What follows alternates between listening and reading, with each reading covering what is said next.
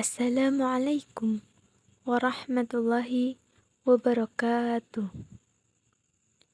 Dalam rangka memperingati dan memeriahkan Hari Santri Nasional tahun 2023, Madrasah Diniyah Takmiliyah Tiban Berintik mengikuti lomba dai yang diwakilkan oleh santri kami yang bernama Yunita Kurniawati. Selamat menyaksikan.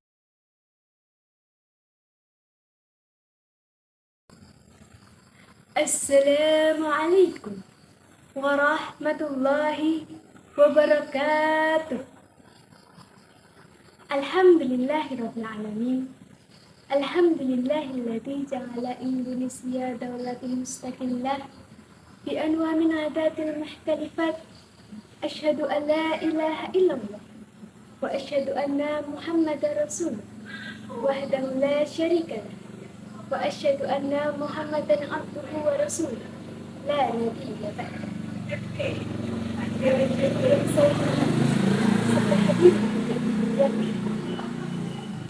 Pertama-tama dan yang paling utama, marilah kita panjatkan puji syukur yang tiada terkira kepada Sang Ilahi Rabbi, Zat yang ada sebelum ada kata ada, dan Zat yang akan tetap ada walaupun kata ada sudah tiada.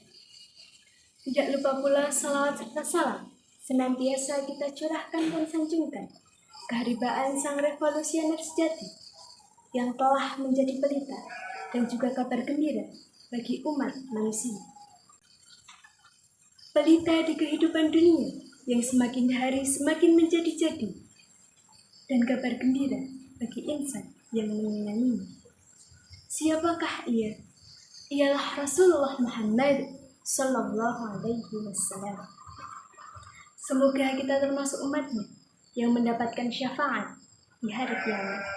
Amin ya rabbal alamin. Hadirin yang dimuliakan Allah, negara kita Indonesia merupakan negara kesatuan yang penuh akan keanekaragaman, meliputi keanekaragaman budaya, agama, serta suku. Bisa kita katakan bahwa keanekaragaman inilah yang menjadikan Indonesia negeri yang menarik dan kaya. Akan tetapi jika tidak dijaga dan dikelola secara baik dan benar, hal ini akan berpotensi menjadi sumber konflik, pertikaian tiada akhir,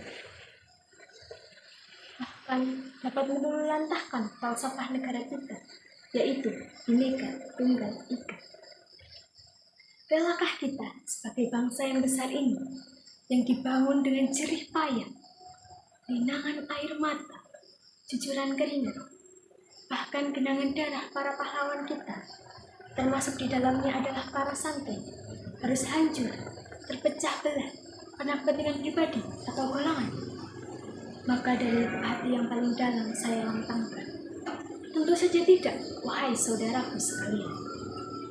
Terlebih bagi kita yang tinggal di daerah istimewa Yogyakarta ini, khususnya di Kulon Progo, marilah kita jaga persatuan dan kesatuan agar tercipta oleh karena itu, perkenankanlah saya untuk menyampaikan sebuah pidato yang berjudul menanamkan moderasi agama di Kulon Progo. Hadirin yang dimuliakan Allah, sebelum kita membahas apa itu moderasi, hendaknya kita mengetahui terlebih dahulu definisi moderasi. Moderasi adalah jalan tengah di antara dua hal yang mengalami kesenjangan sosial atau gesekan sosial. Lantas, apakah yang dimaksud dengan moderasi beragama itu? Moderasi beragama adalah bagaimana cara kita bersikap, memandang, dan berperilaku mengenai jalan tengah dalam beragama agar kita tidak berlebihan dan tidak ekstrim dalam menjalankan. Lantas, bagaimanakah caranya kita untuk menerapkan moderasi beragama dalam kehidupan sehari-hari? Jawabannya yang pertama, kita harus menjadi umat yang wasatiyah, yaitu umat pertengahan yang tidak berlebihan, tidak ekstrim, dan radikal dalam menjalankan ajaran agama Islam. Dijelaskan dalam Quran Surat Al-Baqarah ayat 143 yang berbunyi, أعوذ بالله من الشيطان الرجيم بسم الله الرحمن الرحيم وكذلك جعلناكم أمة وسطا لتكونوا شهداء على الناس ويكون الرسول عليكم شهيدا, yang artinya, dan demikian pula kami menjadikan kamu umat Islam, umat pertengahan, agar kamu menjadi saksi atas perbuatan manusia dan Rasul Muhammad menjadi saksi atas perbuatan kamu.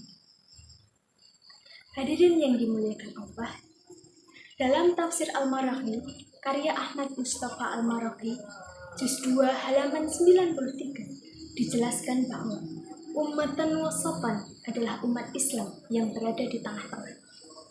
Kata umatan wasatan sendiri dalam bahasa Indonesia dapat diartikan sebagai umat Islam yang berada di tengah-tengah, yang tidak berlebihan, tidak ekstrim dan radikal dalam menjalankan ajaran agama Islam.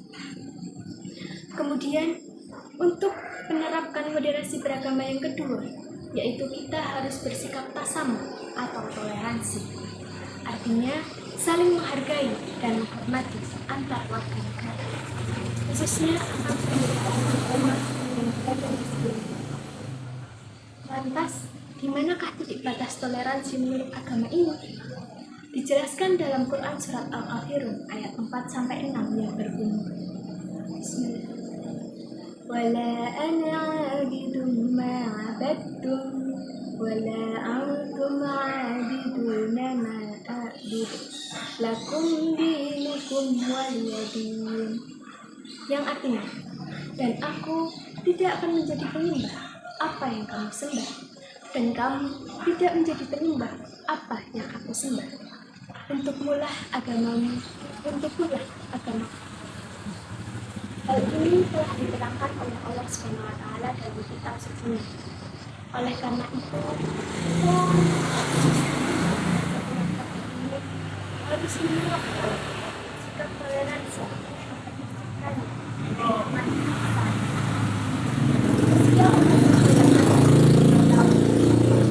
dan memasuki hari santri nasional.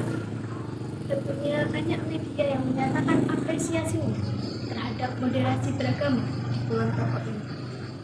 Hal ini menjadi bukti bahwa warga Kulon Progo telah menerapkan dengan nyata moderasi beragama di kehidupan sehari-hari.